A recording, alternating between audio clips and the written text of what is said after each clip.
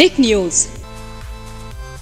गुजरात विधानसभा चुनाव 2022 को लेकर हर पार्टी पूरी तरह से तैयार है और भारतीय जनता पार्टी जो कि 27 साल से गुजरात में कर रही है राज, वो किसी भी तरह से सत्ता से किसी भी तरह से हटने को तैयार ना होगी और ना ही ऐसा मौका विपक्षियों को देगी कि भाजपा को बाहर का रास्ता दिखाया जाए।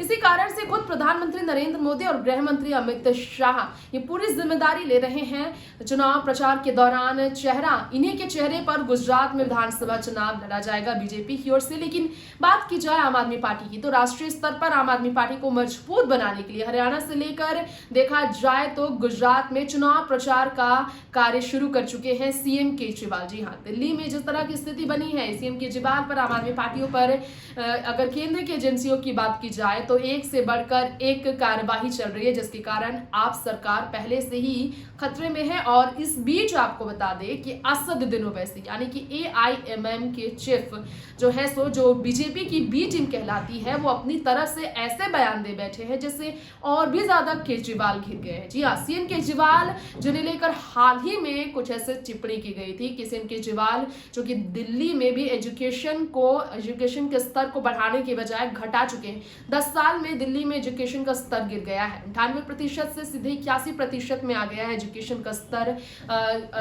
10वीं के रिजल्ट और तो और आपको बता दें यहाँ पर शिक्षकों के सैलरी को लेकर आम आदमी पार्टी की सरकार के खिलाफ विरोध जारी है। वही केजरीवाल जब बेरोजगारी से मुक्त और गुजरात में एजुकेशन को लेकर शिक्षा को लेकर बढ़ावा देते हैं, वायदे करते हैं, तो निराश लोग उन पर होते हैं। और इसी तरह से असदुद्दीन ओवैसी ने भी केजरीवाल की तुलना बीजेपी से केजरीवाल की तुलना की कि वो कुछ नहीं कर पाएगी। और साथ ही साथ नीतीश कुमार की भी बात की जाए तो उन्हें लेकर भी असदुद्दीन ओवैसी की कई स्टेटमेंट्स आए हैं। मालूम आपको चलेगा कि ओवैसी ने अपने बयानों से फिर से भाजपा की तरफ नरमी दिखाई है, भाजपा की तरफ ना चाह कर भी अपने स्टेटमेंट से अपना मदद का हाथ आगे बढ़ाया है, साफ नजर आ रहा है। किस प्रकार से जानने के लिए देखिए स्पेशल रिपोर्ट। गुजरात में एक तरफ हार्दिक पटेल भारतीय जनता पार्टी की जमकर प्रचार कर रहे हैं। गुजरात चुनाव विधानसभा को लेकर 2022 को लेकर प्रधानमंत्री नरेंद्र मोदी पूरी तरह से सक्रिय हो चुके हैं। अहमदाबाद के आयोजन को लेकर उन्होंने जमकर अपनी तरफ से भाषणबाजी की और इसके बाद गृह मंत्री अमित शाह भी वहां पर चुनाव प्रचार प्रसार की जिम्मेदारियां उठाएंगे। पीएम मोदी और अमित शाह के चेहरे पर विधानसभा चुनाव लड़ा जाएगा। इस बीच आपको बताना चाहेंगे किस तरह से असदुद्दीन ओवैसी एआईएमआईएम के चीफ असदुद्दीन ओवैसी ने अहमदाबाद में ही पीएम मोदी के बयान के ठीक बाद नीतीश कुमार और ममता बनर्जी को लेकर जमकर अपनी तरफ से स्टेटमेंट दिया, जो कहीं ना कहीं बीजेपी पे मेहरबान नजर आए।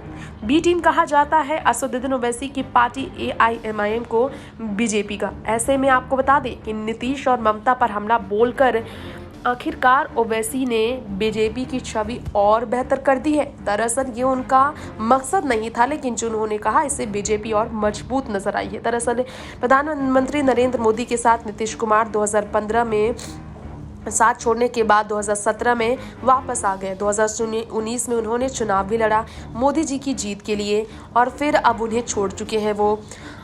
आम आदमी पार्टी को लेकर भी असदुद्दीन ओवैसी ने कहा कि आम आदमी पार्टी भाजपा से अलग नहीं है, कोई बड़ी बात नहीं है आम आदमी पार्टी का जुमला करना।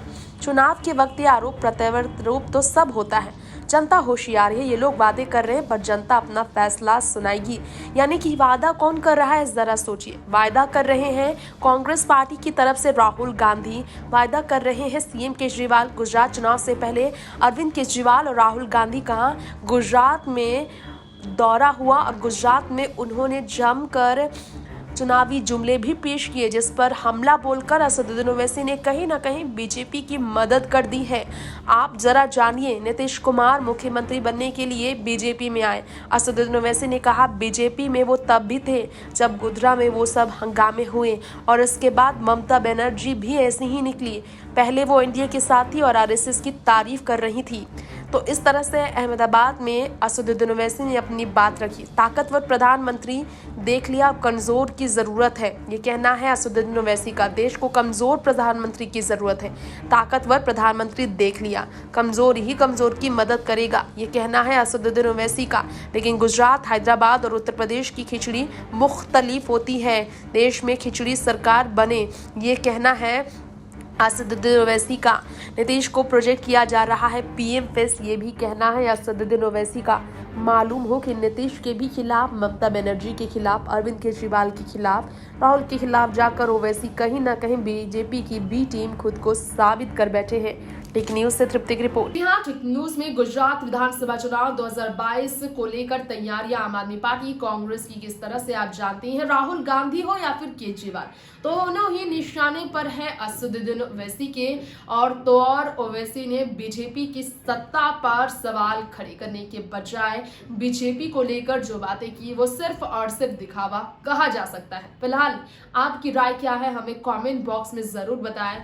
इस साल विधानसभा चुनाव 2022 में गुजरात में फिर से भारतीय जनता पार्टी की ही जीत होगी या फिर मिलेगा नया मौका आम आदमी पार्टी को, क्योंकि देखा जाए तो राष्ट्रीय स्तर पर आम आदमी पार्टी नीतीश कुमार से ज्यादा लोकसभा चुनाव 2024 के लिए लोकप्रिय नजर आ रहे हैं, पसंदीदा कहे जा रहे हैं। लेंगे आपसे इजाजत, देखते रहे तमाम बड़ी खबरें हमारे चैनल टेक न्यूज के साथ, और सुझाव कमेंट बॉक्स में देना बिल्कुल ना भूलें। बाकी तमाम अपडेट्स के लिए चैनल को सब्सक्राइब करें और बेल आइकन दबाना बिल्कुल ना भूलें। नमस्कार।